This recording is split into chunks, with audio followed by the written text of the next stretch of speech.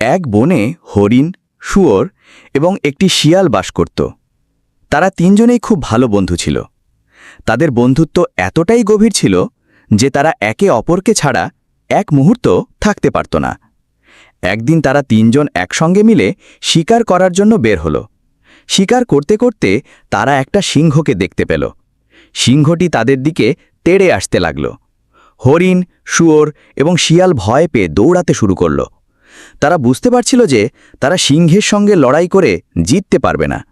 তারা প্রাণ বাঁচানোর জন্য ছুটে চলল। দৌড়াতে দৌড়াতে তারা একটি নদীর কাছে চলে এলো। নদীটি পার হওয়ার জন্য কোনো নৌকা ছিল না। হরিণ সাঁতার জানত, তাই সে নদী পার হয়ে গেল। শুয়োরও সাঁতার জানত, তাই সেও নদী পার হয়ে গেল। কিন্তু শিয়াল সাঁতার জানত না, তাই সে নদীর এপারেই দাঁড়িয়ে রইল। শিয়ালটি ভয় পেয়ে হরিণ এবং শুয়োরকে বলল, বন্ধুরা, আমাকেও নদী পার হতে সাহায্য করো।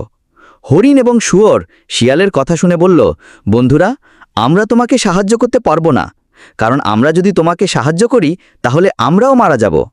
শিয়ালটি হতাশ হয়ে গেল। সে একা দাঁড়িয়ে রইল। সিংহটি তাদের কাছে চলে এলো। প্রথমে সে হরিণকে মারল, তারপর শুয়োরকে মারল এবং শেষে শিয়ালকে মারল। এভাবেই তিন বন্ধু মৃত্যুবরণ করল।